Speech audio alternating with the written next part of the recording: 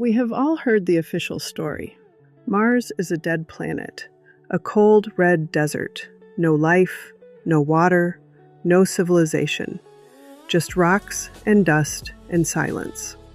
That is what they wanted us to believe. But there's a file sitting on the CIA's own website that tells a very different story. A story the government classified for 33 years. A story they approved for release in the year 2000, and then sat on for another 17 years before they finally let the public see it. This is FOIA and Find Out. Let's see what was never meant to be seen.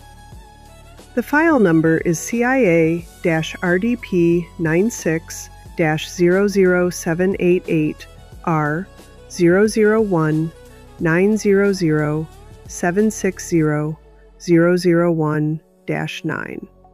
The title is Mars Exploration, May 22, 1984. And what is inside will change the way you look at the night sky forever. On the morning of May 22, 1984, a man sat down in a room. He was not a scientist. He was not an astronaut. He was a remote viewer, a psychic spy trained by the United States government to use his mind to perceive people, places, and events that were otherwise impossible to access. His name was Joe McMoneagle. The CIA called him Remote Viewer Number 1. Before the session began, he was given a sealed envelope. He was not allowed to open it. Inside that envelope was a 3x5 card. On the card, written in plain text, were these words: The planet Mars, time of interest approximately 1 million years BC. He did not know this yet. He was told nothing. The envelope sat beside him, unopened, as the session began. The interviewer, identified only as MON in the transcript, gave him the first set of coordinates. 40.89 degrees north, 9.55 degrees west. Just numbers, no context, no explanation. And then the remote viewer began to describe what he saw. I want to say it looks like a pyramid or pyramid form, he said. It's very high. It's kind of sitting in a large depressed area. It's yellowish, ochre-colored. A pyramid on Mars at those exact coordinates. But the interviewer pressed him further. He was told to move his perception forward in time to the period indicated in the sealed envelope. And what he saw next was not a thriving civilization. It was the aftermath of something catastrophic. I'm tracking severe storm clouds, he said. More like a dust storm. It's a geological problem. I'm looking at the after effects of a major geological problem. The interviewer told him to go back to the time before the disaster. And when he did, everything changed. The landscape shifted, the dust cleared, and there, in his mind's eye, he saw them. I'm seeing a perception of shadows of people, he said. Very tall, thin. It's only a shadow. It's as if they were there and they're not there anymore. Go back to a time where they are there, the interviewer instructed. And then the remote viewer described something that should not exist. Very large people, he said. They appear thin and tall, but they're very large, wearing some kind of strange clothes. He was moved to other coordinates across the Martian surface. 46.45 north, 353.22 east. He described being deep inside a canyon, looking up at walls carved into massive structures.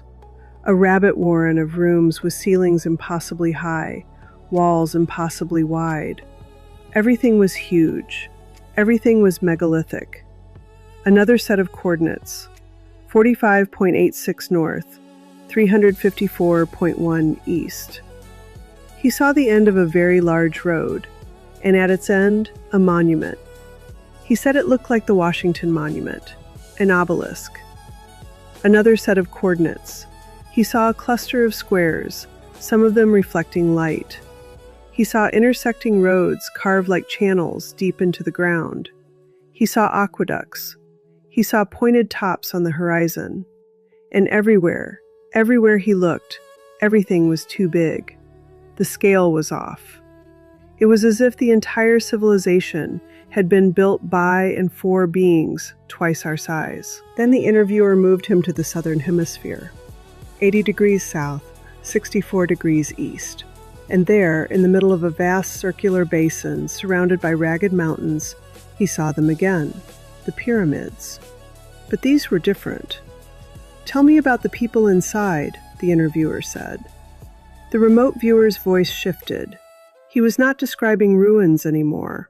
He was describing something happening in real time, 1 million years before Christ. "They're like shelters from storms," he said. "The structures are designed for that." "Go inside," the interviewer told him. "Find the people. Tell me what they are doing." And then the remote viewer said something that has haunted everyone who has ever read this document. "Different chambers, but they're almost stripped of any kind of furnishings. Strictly functional. Sleeping places. Or hibernate is a better word. Storms. Wild storms. And sleeping through the storms." He was asked to approach one of them, to ask about their people. And this is what he learned. They're ancient people. They're dying. It's past their time. They're very philosophical about it. They're looking for a way to survive, and they just can't. They could not leave. The atmosphere was turning bad. Something had happened to their world.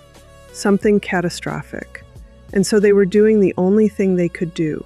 They were lying down in the giant empty chambers of those massive pyramids, and they were waiting to die. But not all of them.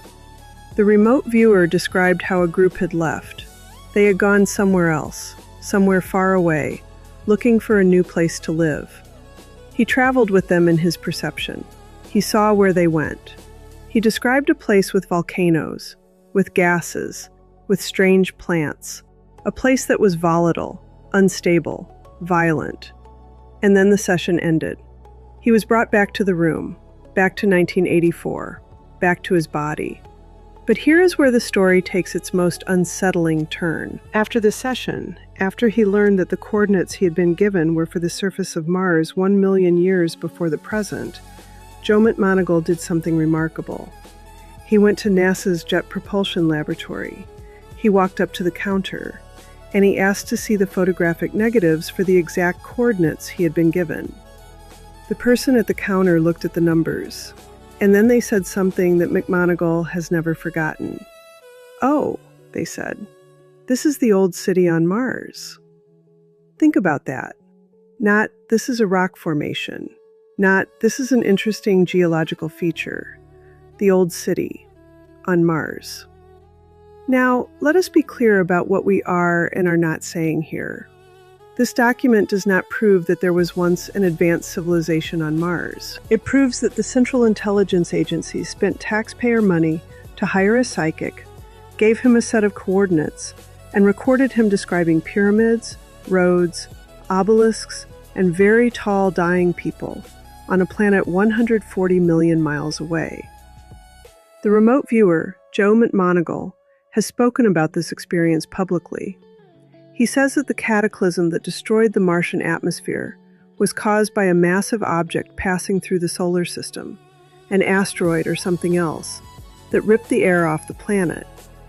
He says he saw the aftermath. He says he saw the bodies.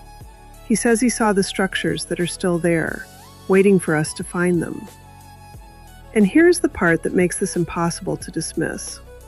Decades after his remote viewing session, NASA scientists began to confirm that Mars did indeed lose its atmosphere, that it once had water, that it was once capable of supporting life. The scientific community now believes that something catastrophic happened to Mars billions of years ago, something that stripped away its magnetic field and turned a world that might have been like Earth into a cold, dead desert.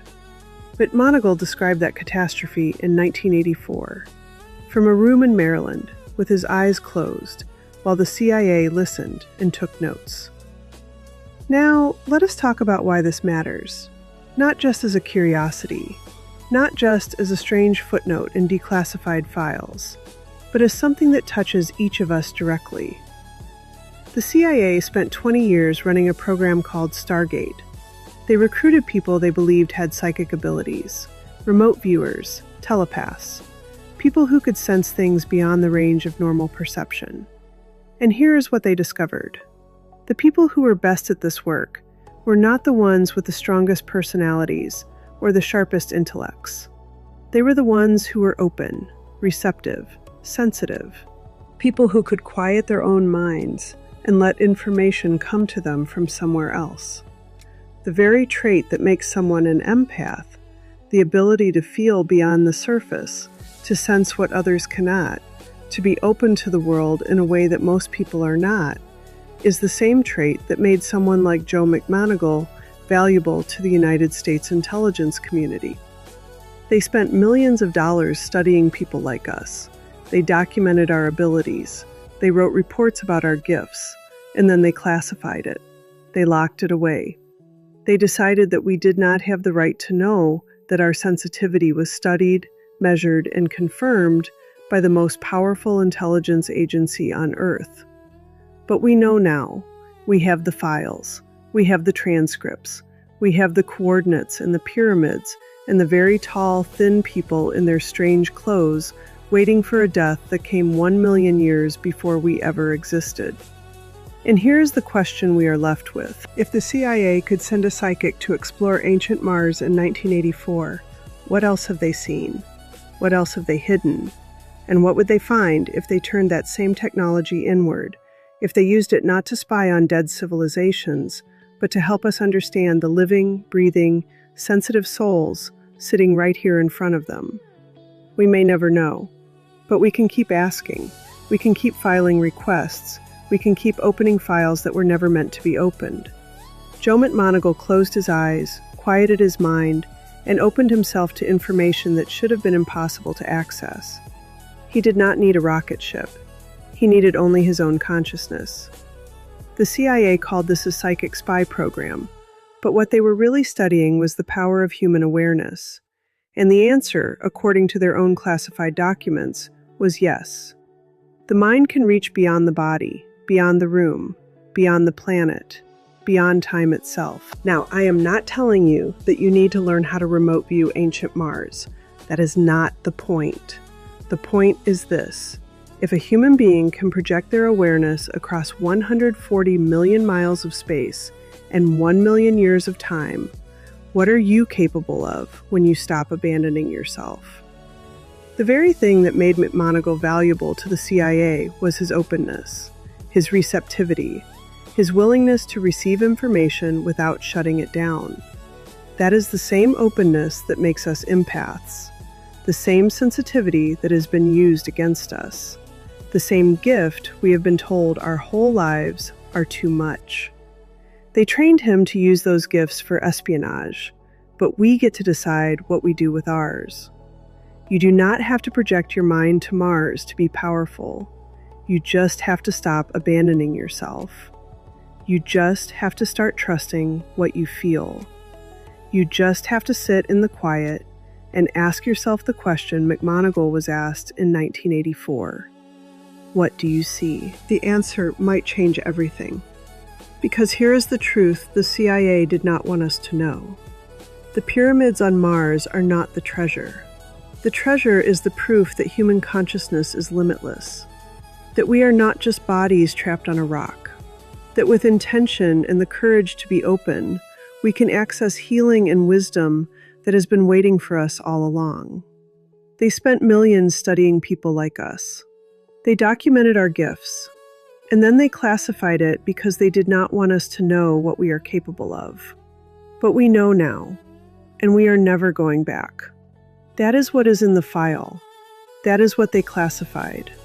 That is what they kept from us for 33 years. To see all of the documents that we cover, you can visit the CIA.gov website or get them all in one place on my website. If you enjoyed this release, please follow me on all socials at ProNotPer and visit my website at samanthabushica.com. Register, subscribe, and follow along. Because this journey wasn't meant to be walked alone. I pour my heart into creating a space where you're seen, understood, and never judged. Whether you can afford coaching or not, I do my best to be available, because I know what it feels like to need someone and have no one. So if you're struggling, reach out. I'm here. Until next time, my lovelies.